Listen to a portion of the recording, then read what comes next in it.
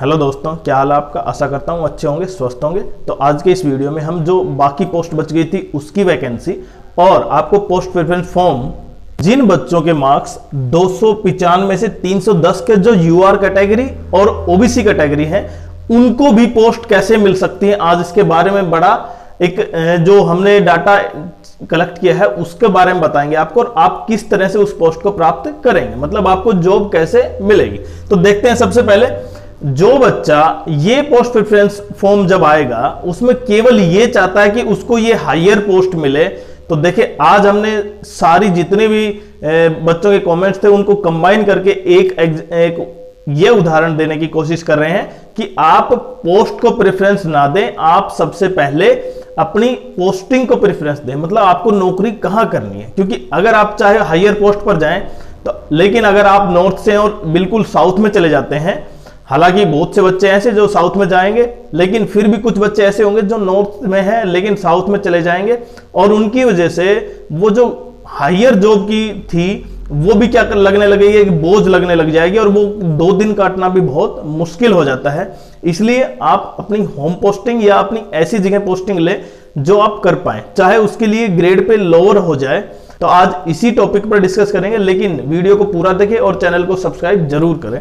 तो देखते हैं। सबसे पहले देखिए, कल हमने वैकेंसी के बारे में डिटेल से दिया था कि जो वैकेंसी जीएसटी इंस्पेक्टर और इनकी आईटी इंस्पेक्टर थी।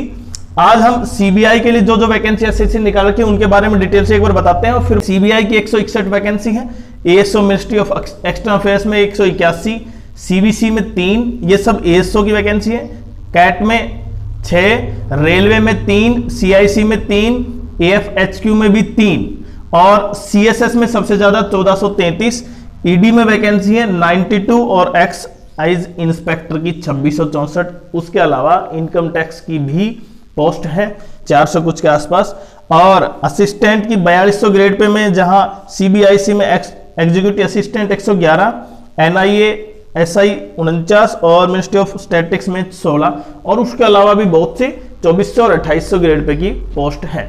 लेकिन आज हम यहां पे केवल आपको यह बताएंगे कि आप जिनके मार्क्स यूआर कैटेगरी में 295 और 310 हैं वो, और एससी एसटी में जिसके 275 से 285 के बीच मार्क्स हैं, वो भी कहीं ना कहीं जॉब प्राप्त कर सकते हैं। अब वो कैसे, देखिए 2022 का जो रिक्रूटमेंट था उसमें वैकेंसी बहुत ज्यादा थी, लेकिन सबसे ज्यादा वैकेंसी किसकी थी, पोस्टल असिस्टेंट और शॉर्टिंग असिस्टेंट, और जिसकी वैकेंसी थी लगभग 19,676, और वो केवल 2022 की थी।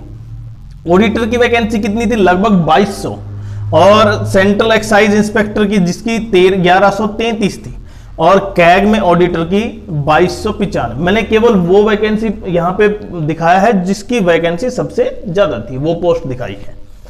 अब जो व्यक्ति देखें, जो क्योंकि आपको यह पता है कि 2024 में रिपीटर्स की संख्या कम से कम 30 के आसपास है। आप ये यकीन नहीं कर पाएंगे, लेकिन रिपीटर्स की संख्या लगभग 30 के आसपास है। क्यों?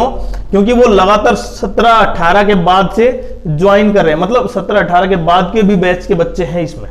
तो हम केवल 2022 की बात करते हैं, उससे पहले की बात नहीं करते। तो जो बच्चा जो 19,676 पोस्ट थी, और क्योंकि उसमें कुछ ऐसे भी बच्चे होंगे जो हो सकता है जहां होम पोस्टिंग के बजाय कहीं और क्या कर रहे होंगे, सर्विस कर रहे होंगे, उन्होंने जब 2024 में फॉर्म फिल करेंगे, उनके मार्क्स अच्छे होंगे।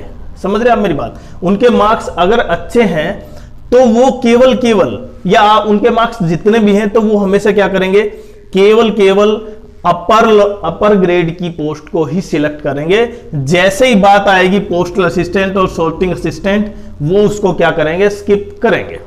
और वो भी केवल वो जिनकी होम पोस्टिंग पहले से ही है पोस्टल असिस्टेंट में, वो 100% स्किप करेंगे, क्योंकि वो वहां से कहीं और पोस्टिंग जाना भी नहीं चाहेंगे। तो वो जो बच्चे लगभग 19,676, वो कहीं ना कहीं इनका जिनके मार्क्स 295 से 310 के बीच हैं, उनके लिए जगह वैकेंट करेंगे, और उनके लिए जो जगह वैकेंट होगी तो वो वहीं जो बच्चे जिनके मार्क्स इतने हैं वो वहां पे पोस्ट प्राप्त करेंगे। दूसरा एक और देखें एग्जांपल, जब ऑडिटर की 2200 है, जो ऑडिटर है देखिए जो लोअर ग्रेड में है और जो घर से काफी पास है वो इसको हमेशा स्किप करेगा। तो उनमें से आप ये मान के चलें कम से कम 20% बच्चे ऐसे होंगे जो सिलेक्टेड हैं। सिलेक्टेड तो सभी हैं, लेकिन जो होम पोस्टिंग प्राप्त कर पाएंगे। तो यहां से जो बाकी बच गए तो 20% वैकेंसी इसकी भी वैकेंट जाएंगी। तो जो बच्चे जो इनको स्किप करेंगे, जिसमें पीए एसए 19,000 के आसपास है, उनमें से अगर मैं मान सकता हूं अगर 10,000 बच्चों ने या 5,000 बच्चों ने भी फॉर्म भरा तो आपके लिए वैकेंसी। और मेंस में आप ये समझ रहे हैं या आपको पता चल गया है कि मेंस में लगभग रिपीटर्स कितने हैं। देखिए रिपीटर्स वो तो है नहीं जो एएसओ एमईए मिला है जिसको। रिपीटर्स कौन से हैं? जो नीचे की पोस्ट पे है और वो जाना चाहते हैं ऊपर। तो जब नीचे की पोस्ट उनके पास पहले से ही है और हो सकता है कहीं होम पोस्टिंग की वजह से वो केवल इसलिए फॉर्म भरा था कि उनका होम पोस्टिंग मिल जाए, लेकिन जब आप ये समझ रहे हैं कि जिन बच्चों को पहले से ही होम पोस्टिंग मिली हुई है इन ग्रेड में, वो तो इसको स्किप करेगा। दूसरा, जैसे यहां पे सेंट्रल एक्साइज है, अगर सेंट्रल एक्साइज इंस्पेक्टर की है, एक्साइज इंस्पेक्टर में आप ये माने अगर उनको ऊपर की पोस्ट मिलती है तो ही वो क्या करेंगे, इसको ज्वाइन करेंगे, अदरवाइज वो क्या करेंगे, नीचे की पोस्ट को स्किप करेंगे। तो जो नीचे की पोस्ट है वो सारी स्किप। और आप ये समझ रहे हैं जहां पे सेंट्रल एक्साइज जैसा डिपार्टमेंट और उनमें अच्छे मार्क्स वालों की संख्या ज्यादा होगी, इसलिए केवल ऊपर ऊपर रहेगा, बाकी नीचे तो क्या हो जाएगा, एक वैक्यूम हो जाएगा, मतलब खाली जगह हो जाएगी। तो हो सकता है उन बच्चों के लिए बहुत अच्छा चांस हो, और एससी एसटी के लिए 275 से 285 के बीच। अब जैसे जैसे डाटा सामने आया है तो उससे ये जरूर उनको फायदा होगा जिनके मार्क्स इनके बीच में हो। क्यों? क्योंकि ज्यादातर रिपीटर्स हैं। कैग में देखें, कैग ऑडिटर में 2295 है, और ये आप समझ सकते हैं कि जिनको होम पोस्टिंग नहीं मिली है वही फॉर्म को ज्यादा अप्लाई कर पा रहे हैं, क्योंकि उनको 2 दिन भी, आप समझ रहे हैं ना, अगर घर से दूर हैं तो काफी परेशानी आती है। तो सबसे पहले जब पोस्ट प्रेफरेंस फॉर्म आए तब आपको सबसे पहले होम पोस्टिंग के आसपास